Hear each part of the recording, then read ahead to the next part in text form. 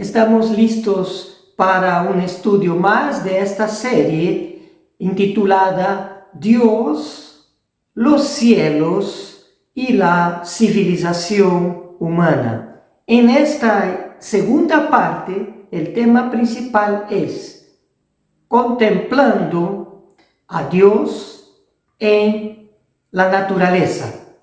Pero antes quiero comentar y aclarar algo sobre uno de los cuadros que puse en el anterior estudio, indicando que las ciencias analizan, describen y explican procesos, pero no hace parte de sus alcances de la ciencia explicar la razón de la existencia y el propósito de las mismas cosas que estudia. Quiero comentarles que el término que utilicé, es decir, la razón, lo utilicé en vez de la palabra sentido. Y no fue mi intención utilizar la palabra razón en función al significado específico de ese término. De hecho, la ciencia busca tener la razón o certeza de todo lo que describe.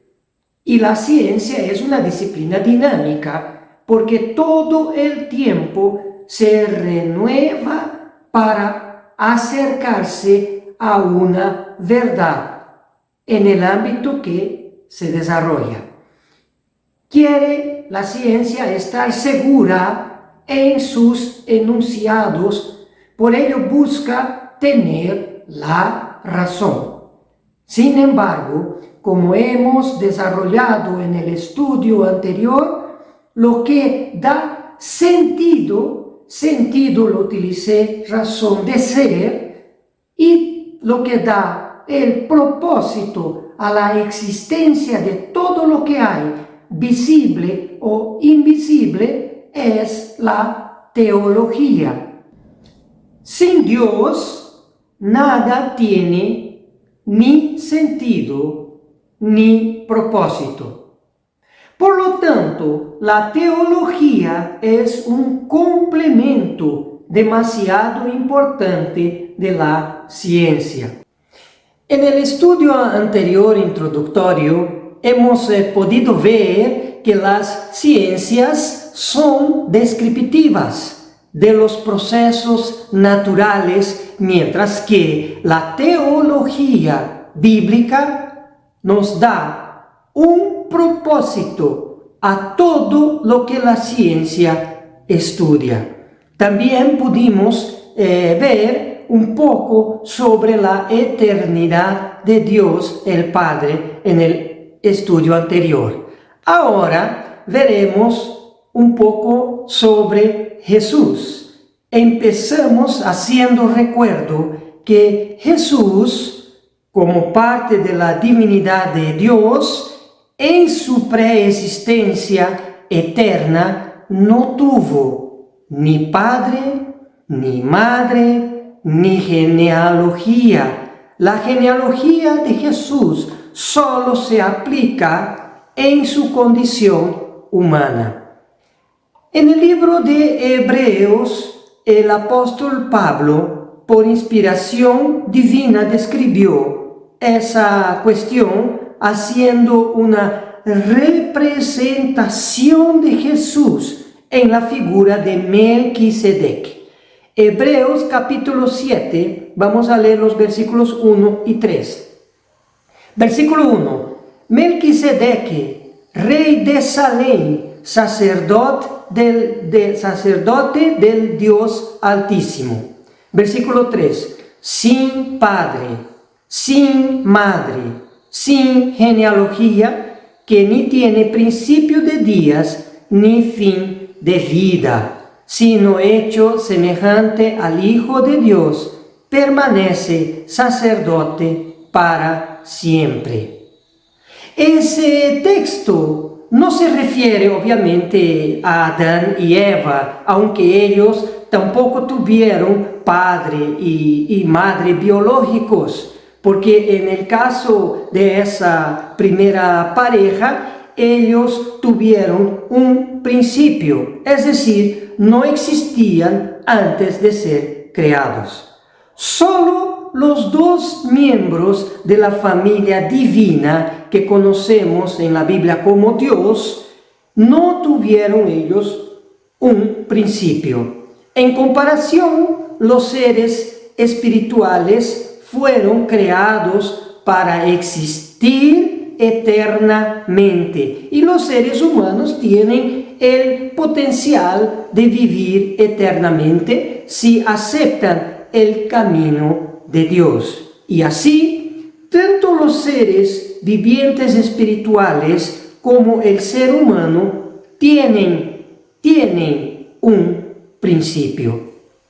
En cambio, Jesús, que también es Dios, representado por el sacerdote Melquisedec en su preexistencia eterna, no tuvo padre ni madre, sin genealogía, sin principio de días, ni fin de vida.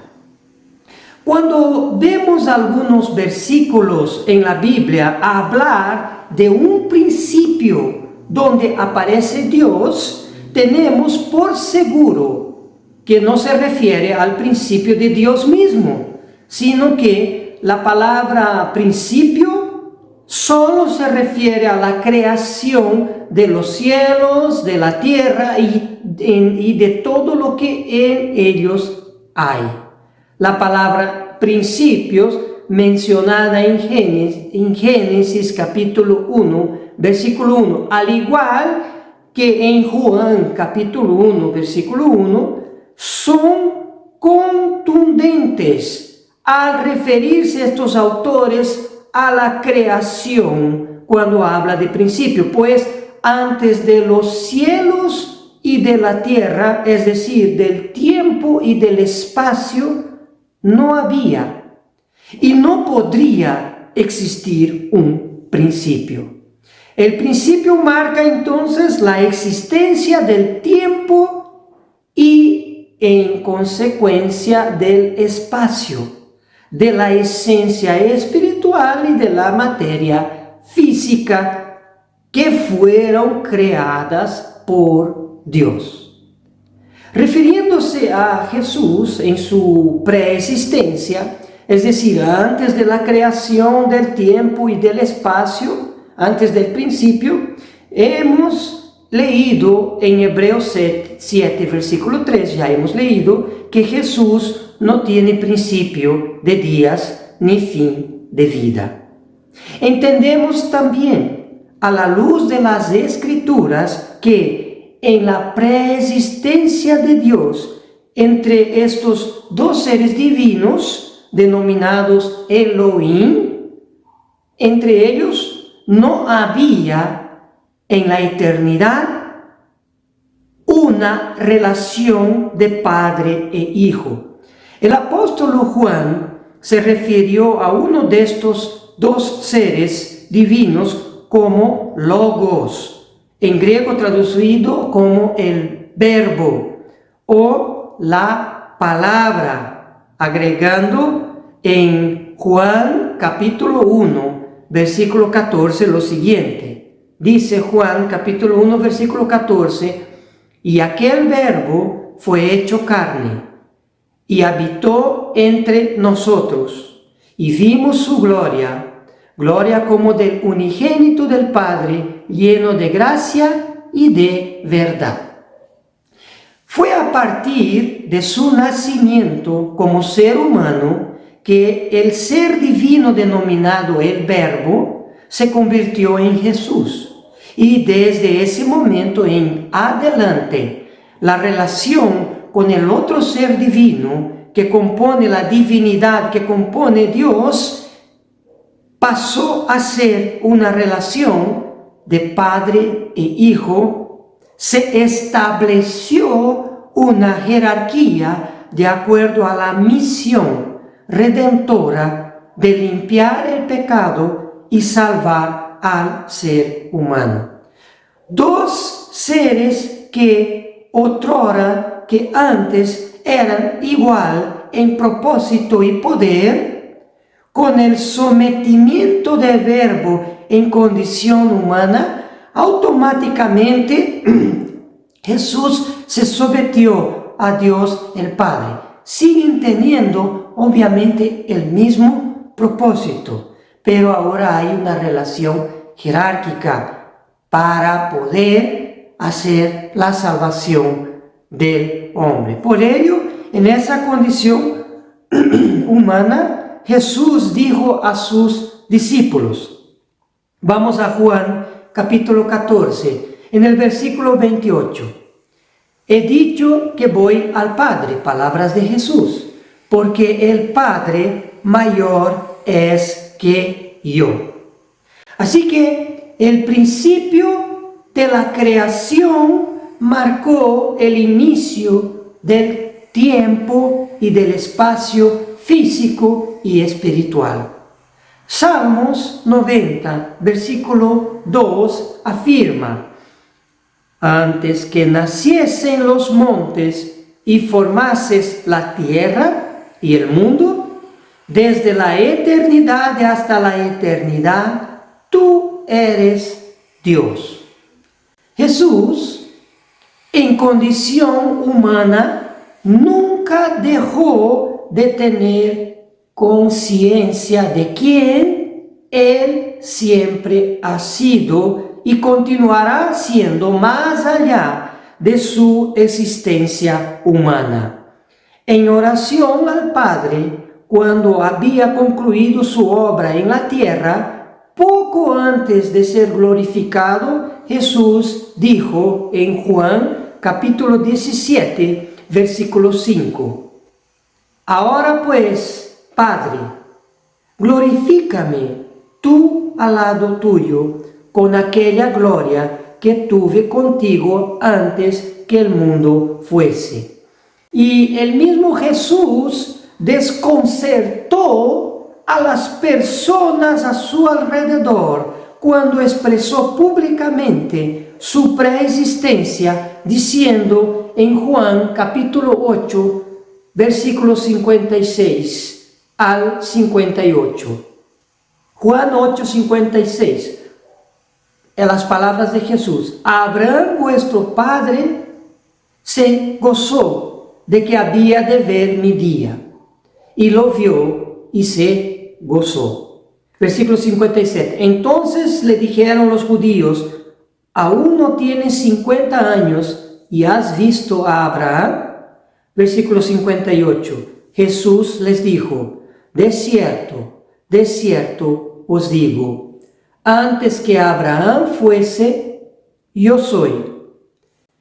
Podemos continuar citando más textos y llegaríamos al mismo entendimiento que antes del principio de todas las cosas, Dios Elohim, es decir, los seres divinos, Dios y el Verbo, siempre han existido, eternamente hacia atrás y eternamente continuarán existiendo hacia adelante.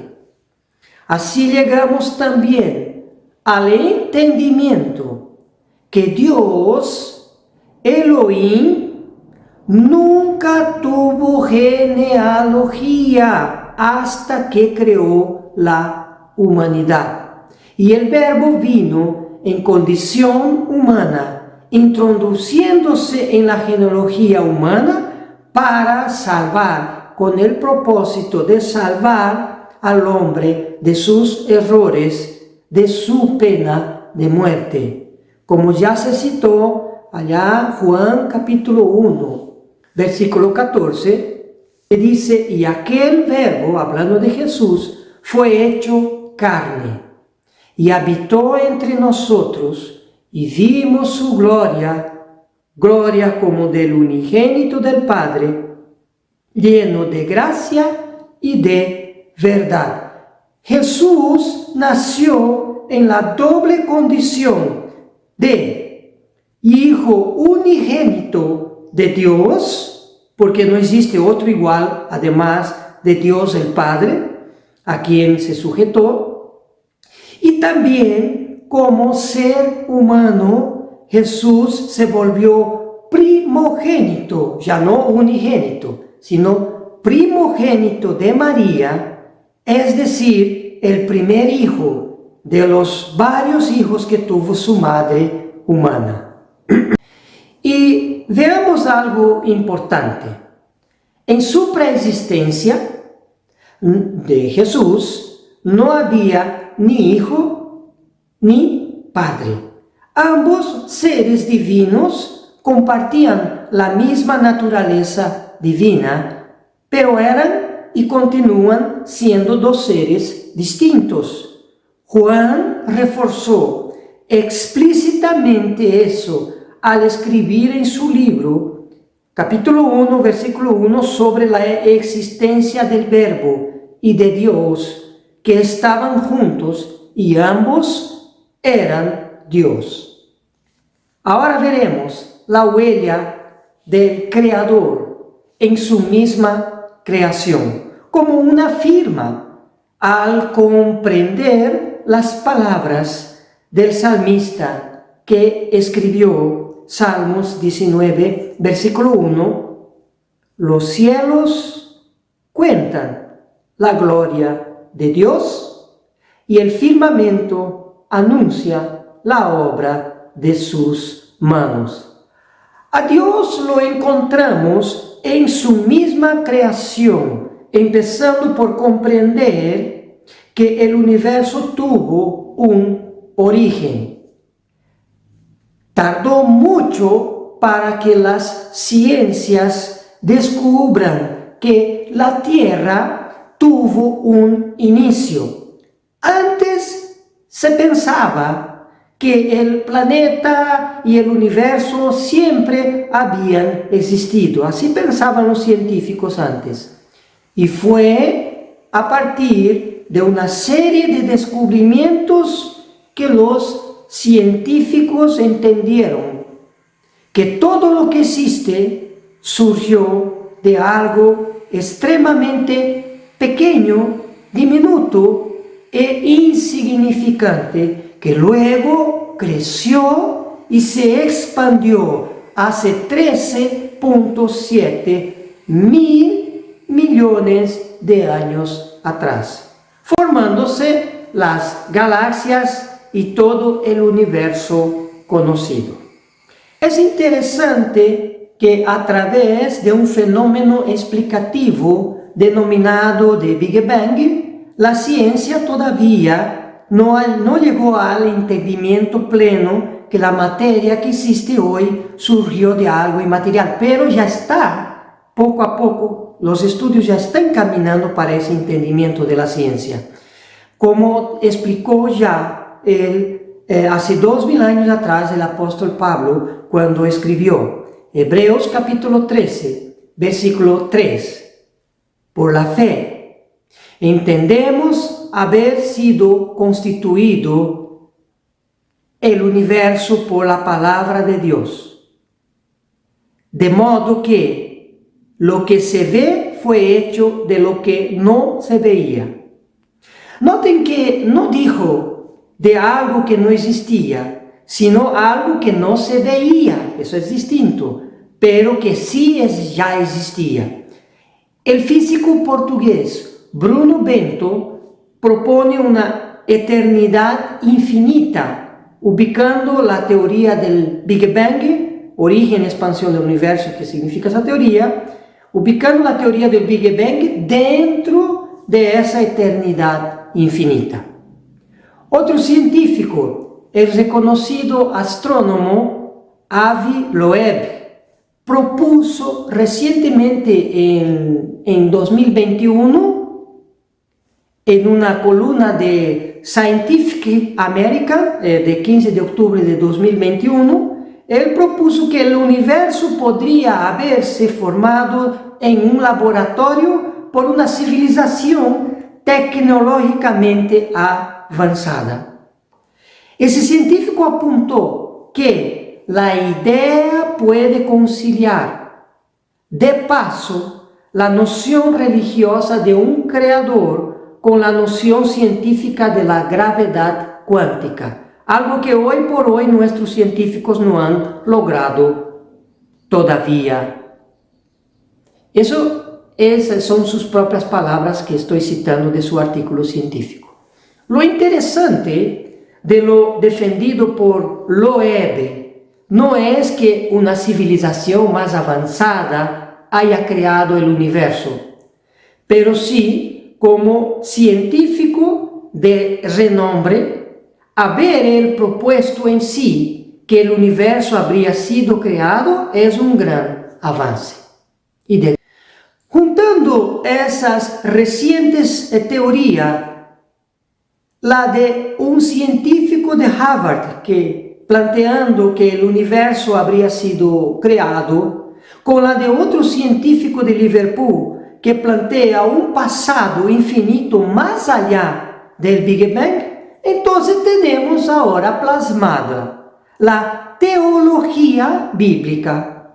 Dios creó los cielos y la tierra, que es la teoría de Harvard, a grosso modo sin entrar en los detalles, y Dios siempre ha existido en una eternidad infinita. Eso sería la teoría de Liverpool, a grosso modo también sin entrar en detalles. Volviendo al tema del universo físico, alguien diría que es imposible ver hoy el pasado cuando no existíamos aún. Se refiere a que no podemos ver las primeras galaxias, planetas y estrellas cuando Dios los estaba creando. Pero esa es una afirmación equivocada y muy lejos de la realidad a causa de un fenómeno que se llama velocidad de la luz. Dios creó un universo que continúa en expansión desde hace más de 13.000 millones de años atrás. Cuando miramos al cielo en las noches, estamos literalmente mirando el pasado que menciona la Biblia, porque la luz que parte de los astros creados por Dios tarda en llegar a la tierra. Por ejemplo, cuando miramos al sol, lo vemos como era hace 8 minutos atrás. Nunca lo vemos en tiempo real porque su luz, al viajar a una velocidad constante de casi 13.000 kilómetros por segundo, debido a la distancia que nos encontramos de ese astro, su luz tarda 8 minutos para llegar a nuestros ojos. De la misma forma, al mirar las estrellas en el cielo nocturno que están a mayores distancias, estamos ante un evento astronómico impresionante. Observamos las estrellas tal y cual eran hace unos cuantos cientos o miles, o si uno tiene muy buen ojo, cientos de miles de años atrás. La galaxia Andrómeda, que es la más cercana de nuestra Vía Láctea en que vivimos, es más visible durante las noches de otoño en el hemisferio norte. Esa galaxia está a 2.5 mil millones de años luz de la Tierra. Cuando la miramos directamente, estamos viendo esa misma galaxia como era hace 2,5 millones de años atrás. Eso es extraordinario porque hoy, literalmente, podemos ver el pasado de la creación de Dios, aunque no estábamos allá. Pasemos ahora a estudiar el fenómeno de la luz. Como Pablo dijo que el universo fue creado a partir de lo que no se veía, podemos preguntar, ¿qué es lo que antes de crearse el universo no podíamos ver? No podíamos ver, obviamente, a Dios, quien creó el universo.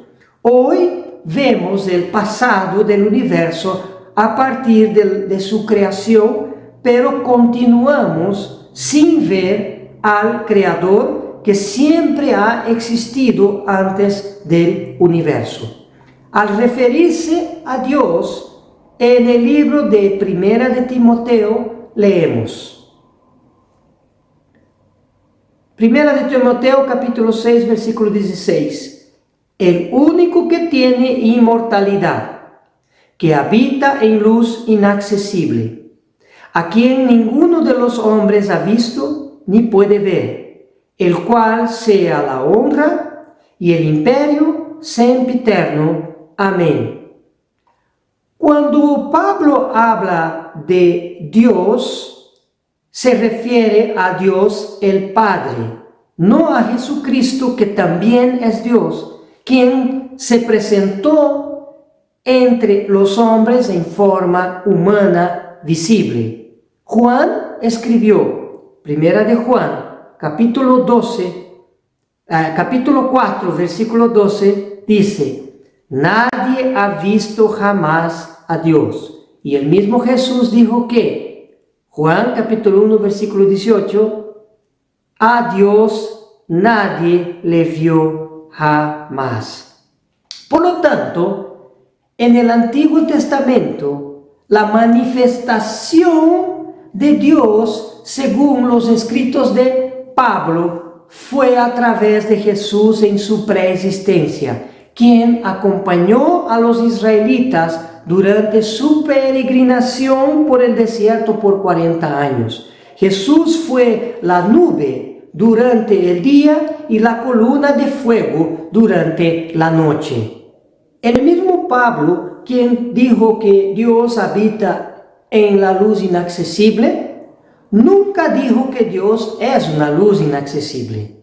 Y completó diciendo, ¿quién, hablando de Dios, quien nunca de los hombres ha visto ni puede ver? Podemos ver la luz de las primeras estrellas y galaxias que Dios creó con simple mirar al cielo, pero no podemos ver la luz donde habita Dios. Sin embargo, es un hecho sencillo de responder cuando lo hacemos bajo la óptica de la ciencia. No podemos ver, por ejemplo, la luz que se encuentra en el tercer cielo, porque está tan distante, más allá de los confines del universo en expansión, que todavía no ha llegado a nosotros en la tierra. Esa es la prueba de que el trono de Dios está mucho más lejos que los confines del universo. Y refiriéndose solamente al tercer cielo, este se encuentra a una distancia muy superior a los 13.7 mil millones de años luz que alcanza ver los telescopios más potentes que existen. La luz que vemos con nuestros ojos es simplemente una parte pequeña de lo llamado espectro electromagnético que existe dentro del tiempo y espacio creados por Dios. El ojo humano alcanza a ver de 400 a 750 manómetros del espectro de luz. Más abajo de estos valores están los rayos ultravioletas que no podemos ver, y más arriba están los rayos infrarrojos que tampoco lo vemos. Son extremos solo vistos y medidos por aparatos específicos. Incluso, como el físico Albert Einstein definió, la luz es materia cuando está en movimiento, pues adquiere una masa, un peso. Pero la luz también es energía, sin masa, sin peso, cuando está en reposo. Es decir, que una cualidad de la luz es la capacidad de convertirse en materia.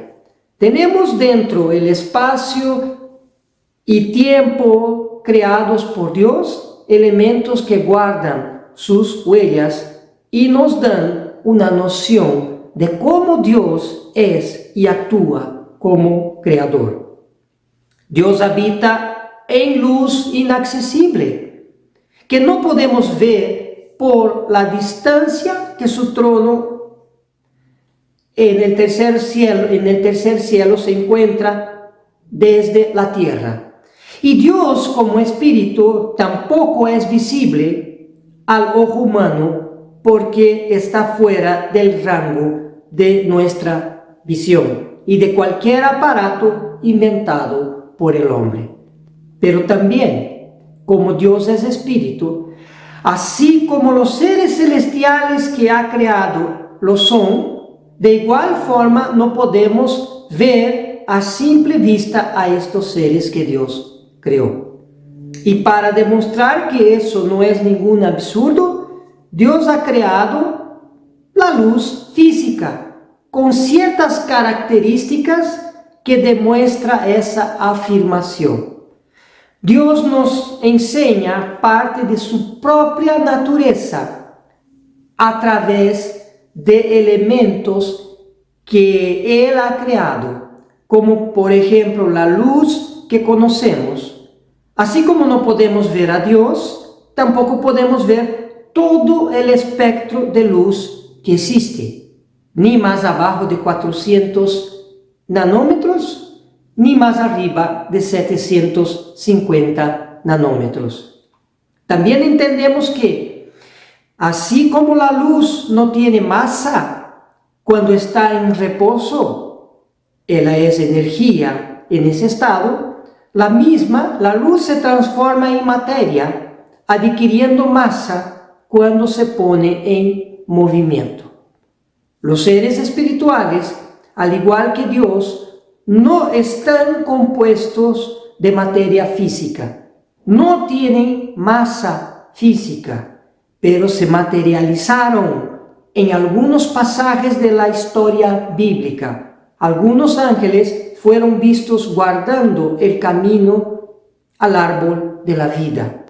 Abraham, Lot, Isaac han interactuado con ángeles que, a pesar de no tener originalmente masa física palpable, tienen la capacidad de adquirir masa para ser visibles a los hombres dentro de la gama de espectro que el ojo humano puede ver. Así como la luz de Dios, así como la luz que Dios creó tiene la capacidad de convertirse en masa, los ángeles tienen la capacidad de materializarse a la vista de los hombres cuando es necesario. Pablo escribió en Hebreos capítulo 13, versículo 2, que algunos, sin saberlo, hospedaron ángeles. Los vieron, pero no sabían que eran ángeles. Así como algunos han visto a ángeles en el pasado, en un futuro, cuando Dios intervenga en la historia de la humanidad, todos podrán ver a estos seres inmateriales, pues en la segunda venida de Jesús, la luz visible, la luz invisible hoy para el ser humano, con referencia a los ángeles, se convertirá en masa y será visible para el mundo entero. Dios, como en el ejemplo de la luz, busca darnos entendimiento al mostrar su huella en la creación que hizo. Los ángeles no visibles fueron algunas veces visibles para el hombre y será para toda la humanidad en el futuro. Hoy tenemos el ejemplo de la luz, que no todo su espectro es visible al ojo humano, pero sí existe la luz. Asimismo, es una energía, la luz es una energía que puede volverse materia, así como los ángeles también pueden transformarse para ser visibles. Y contemplando su creación, podemos entender más cosas de la naturaleza de Dios, porque la naturaleza y toda la creación son un libro y fuente importante del conocimiento de Dios. Salmos capítulo 8 es un clásico, pero muy poco entendido en cuanto a resaltar la creación para comprender parte importante de la naturaleza de Dios. El salmista escribió Salmos 8, vamos a leer versículo 1. Versículo 1. Oh eterno Señor nuestro, cuán glorioso es tu nombre en toda la tierra, has puesto tu gloria sobre los cielos. La gloria de Dios es grandeza y poder, que la reconocemos a través de su creación, misma que estamos todos nosotros incluidos. Y es a través de ese reconocimiento que viene la fama de Dios en toda la tierra. El salmista prosiguió diciendo ahora en el versículo 3 y 4. Cuando veo tus cielos, obra de tus dedos, la luna y las estrellas que tú formaste, digo, ¿qué es el hombre para que tengas de él memoria? Y el hijo del hombre para que lo visites? Somos infinitamente pequeños dentro de la inconmensurable creación. Si uno quiere comprender a Dios y su naturaleza más allá de lo que está escrito en la Biblia, lo encontrará contemplando su obra, los cielos y la tierra. La luz, que es parte de la obra de Dios, de la obra creadora de Dios, acaba de darnos más pautas para entender su naturaleza, y son entendimientos que no están escritos. Otro ejemplo de la naturaleza de Dios es el viento. Bernabé y Pablo, cuando estuvieron en Listra, predicaron para que las personas de esa ciudad dejasen sus propios caminos y atendieran al camino de Dios. Ese evento está registrado en el libro de los Hechos de los Apóstoles. Hechos capítulo 14, versículo 15 dice: varones, ¿por qué hacéis esto? Nosotros también somos hombres semejantes a vosotros, que os anunciamos que de estas vanidades os convirtáis al Dios vivo, que hizo el cielo y la tierra, el mar y todo lo que en ellos hay. Bernabé y Pablo citaron el libro de Éxodo capítulo 20 versículo 11, un pasaje dentro del cuarto mandamiento de la ley de Dios, que dice en Éxodo 20 versículo 11, el Señor hizo los cielos y la tierra, el mar y todo lo que en ellos hay. Tanto Pablo y el libro de Éxodo capítulo 20 llaman la atención de nosotros hacia los tres principales elementos inorgánicos que compone nuestro planeta, es decir, cielo, tierra y mar. El cielo se refiere al aire que se encuentra en movimiento, conocido como el viento. Luego la tierra, que es la porción seca de los suelos que forman los continentes con una superficie de 130 millones de kilómetros cuadrados, de un total de 510 millones que componen la totalidad de la superficie de nuestro planeta. Y por último el mar, la cobertura acuosa de la tierra que abarca 361 millones de kilómetros cuadrados. Efectivamente, las aguas cubren el 71% de la superficie terrestre. Ahora viene un entendimiento más al contemplar las obras de Dios. Cuando Dios se propuso reordenar la tierra, que estaba reducida al caos y confusión, dice la Biblia en Génesis capítulo 1, versículo 2. Y la tierra estaba desordenada y vacía, y las tinieblas estaban sobre la faz del abismo, y el Espíritu de Dios se movía sobre la faz de las aguas. Dios se manifestó a los escritores de la Biblia, inspirándoles desde esa primera mención de su naturaleza, eligiendo un elemento importante de la magnífica creación para que sus seguidores, más allá de las Escrituras, lograsen entender un poco más de esa naturaleza divina. En los primeros versículos de la Biblia se menciona cielo, tierra y mar, y de esos tres elementos Dios eligió el primero, aire en forma de viento, para representar una de las principales características de su naturaleza. En Génesis capítulo 1, versículo 2, que ya hemos leído, dice que el Espíritu de Dios se movía sobre la faz de las aguas.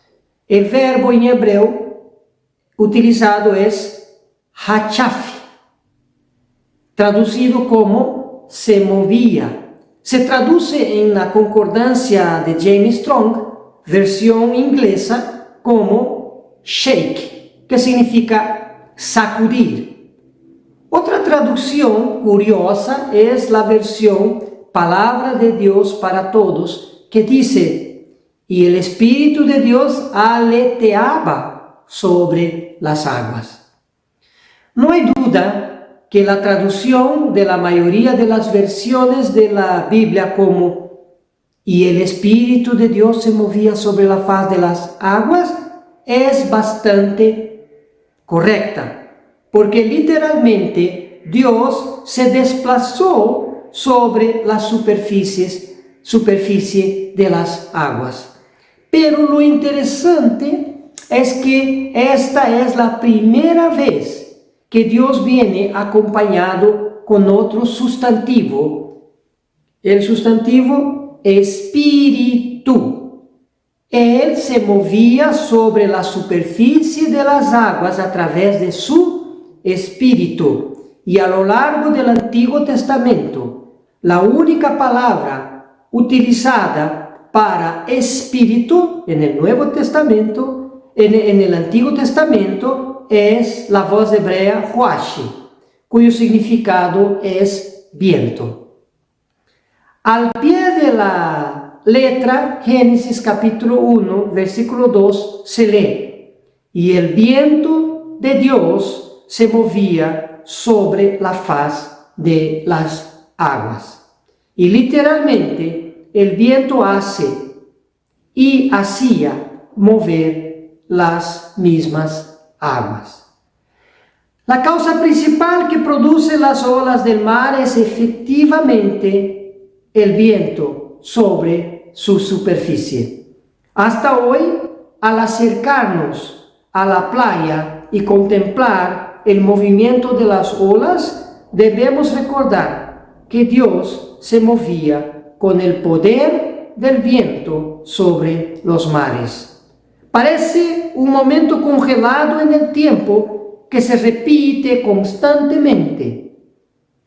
Y la misma palabra espíritu viene del latín spiritus, del verbo inspirare, que significa soplar, un movimiento del aire o aire en movimiento. El viento es aire en movimiento y huash, traducido por espíritu, significa viento y aparece casi 260 veces en el Antiguo Testamento.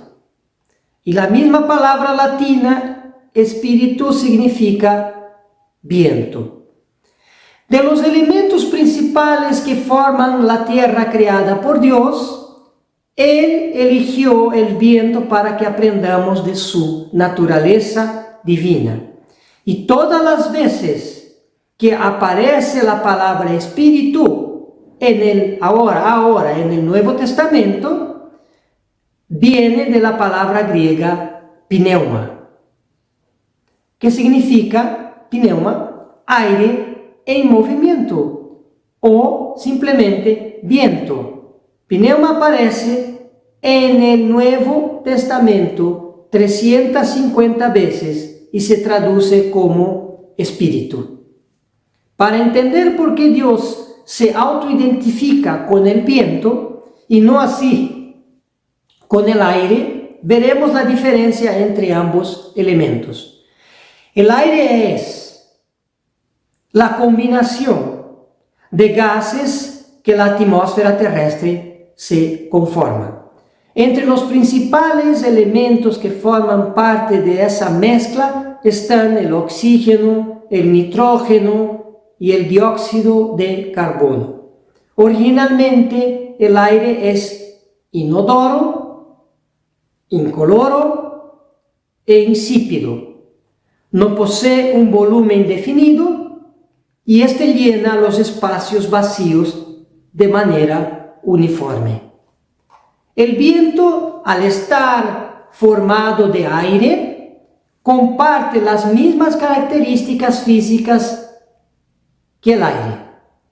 Pero hay una tremenda diferencia con el aire, a punto de Dios utilizar el viento absolutamente para enseñarlos a comprender una de sus principales características.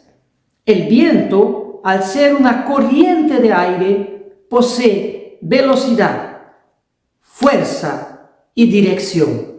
Conforme a estas características, se puede clasificar el viento en varios tipos de viento, valga la redundancia. De acuerdo a su intensidad, los vientos están clasificados en las ráfagas, brisa, huracanes, tornados, planetarios, regionales. Dios ha elegido magistralmente el viento para enseñarnos sobre su poder. El viento es un elemento que está en todos los lugares y puede ser tranquilo o manifestarse con un poder inigualable cuando forma tornados y huracanes. Además de estar presente en todos los rincones de la tierra, también se encuentra en el interior del ser humano. La respiración. Este espíritu, a pesar de ser el que ha dado principio a todas las cosas que conocemos y desconocemos, Él no tiene principio ni final. Por lo tanto, Dios es sempiterno. No tiene principio ni final y no está sujeto al tiempo y al espacio. Dios tiene muchas características que podríamos seguir hablando por horas, pero aquí lamentablemente se fue nuestro tiempo de hoy, donde hemos podido vislumbrar un poco de la naturaleza de Dios al contemplar su creación.